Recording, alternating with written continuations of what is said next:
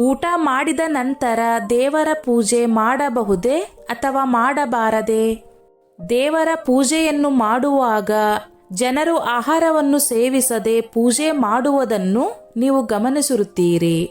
ದೇವರ ಪೂಜೆಯನ್ನು ಮಾಡುವ ಮುನ್ನ ಆಹಾರ ಸೇವನೆಯನ್ನೇಕೆ ಮಾಡಬಾರದು? ಆಹಾರ ಸೇವನೆಯ ನಂತರ ದೇವರ ಪೂಜೆ ಮಾಡಿದರೆ ಏನಾಗುವುದು? ನಿಮಗೆಲ್ಲರಿಗೂ ಈ ಗೊಂದಲ ಇರಬಹುದು. ಇದರ ಬಗ್ಗೆ ಒಂದಿಷ್ಟು ತಿಳಿಯಿರಿ. ನಾವು ದೇವರ ಪೂಜೆಯನ್ನು ಮಾಡುವಾಗ ಇದೇ ರೀತಿ ಮಾಡಬೇಕೆನ್ನುವ ನಿಯಮವಿದೆ. ದೇವರ ಪೂಜೆಯನ್ನು ಮಾಡುವುದಕ್ಕೂ ಮುನ್ನ ದೈಹಿಕ ಶುದ್ಧತೆಗಾಗಿ ಸ್ನಾನ ಮಾಡಬೇಕು. ಶುದ್ಧವಾದ ಬಟ್ಟೆಯನ್ನು ಧರಿಸಬೇಕು.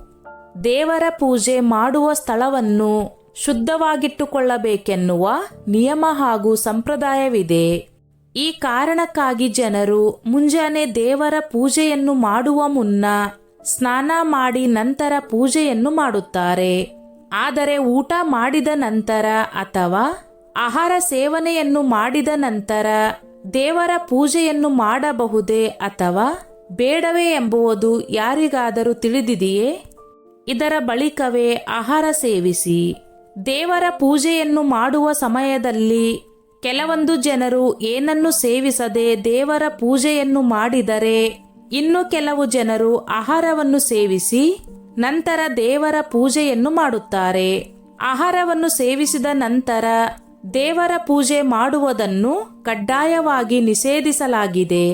ಧಾರ್ಮಿಕ ನಂಬಿಕೆಯ ಪ್ರಕಾರ ನಾವು ದೇವರಿಗೆ ಆಹಾರವನ್ನು ಅಂದರೆ ಪೂಜೆಯಲ್ಲಿ ನೈವೇದ್ಯವನ್ನು ಅರ್ಪಿಸಿದ ನಂತರವೇ ನಾವು ಆಹಾರವನ್ನು ಸೇವಿಸಬೇಕು.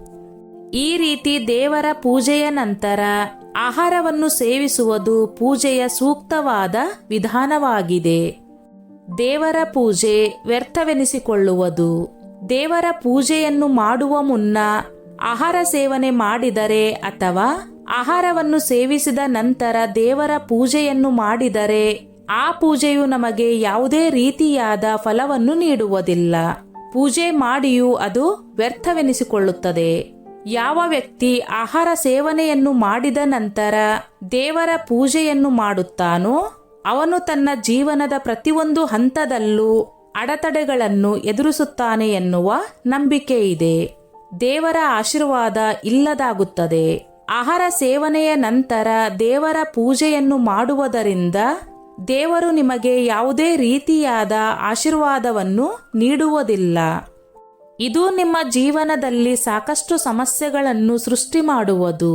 ದೇವರ ಆಶೀರ್ವಾದವಿದ್ದಾಗ ಮಾತ್ರ ನಮ್ಮ ಜೀವನದ ಸಮಸ್ಯೆಗಳು ಕಡಿಮೆಯಾಗುವುದು ಅಥವಾ ಅಂತಹ ಸಮಸ್ಯೆಗಳಿಗೆ ಒಂದಿಷ್ಟು ಪರಿಹಾರಗಳನ್ನು ದೊರೆಯುವುದು. ಇಂಥವರು ಕ್ಷಮೆಯನ್ನು ಕೇಳಿ ಪೂಜೆ ಪ್ರಾರಂಭಿಸಬಹುದು. ಇನ್ನು ಅನಾರೋಗ್ಯದ ಸಮಸ್ಯೆಗಳನ್ನು ಹೊಂದಿರುವವರು ದೇವರ ಪೂಜೆಯನ್ನು ಮಾಡುವ ಮುನ್ನ ಹಾಲು ಅಥವಾ ಫಲಹಾರವನ್ನು ಸೇವಿಸಿ ನಂತರ ಪೂಜೆಯನ್ನು ಮಾಡಬಹುದು. ಅಕ್ಕಿಯಿಂದ ತಯಾರಿಸಿದ ಅಥವಾ ತಾಮಸಿಕ ಆಹಾರವನ್ನು ಸೇವಿಸಬಾರದು. ಹಾಲು ಮತ್ತು ಫಲಹಾರ ಸೇವಿಸಿದವರು ಪೂಜೆ ಮಾಡುವ ಮುನ್ನ ದೇವರ ಬಳಿ ಕ್ಷಮೆಯನ್ನು ಕೇಳಿ ದೇವರ ಪೂಜೆಯನ್ನು ಮಾಡಬೇಕು. ಪ್ರತಿನಿತ್ಯ ನಾವು ದೇವರ ಪೂಜೆಯನ್ನು ಮಾಡುವುದರಿಂದ ಮಾನಸಿಕ ಶಾಂತಿ, ಸಂತೋಷ ಮತ್ತು ಸುಖ ಪ್ರಾಪ್ತವಾಗುತ್ತದೆ. ಭಕ್ತರು ದೇವರ ಭಕ್ತಿಯ ಹಸುವಿನಿಂದ ಪೂಜೆ ಮಾಡಬೇಕು.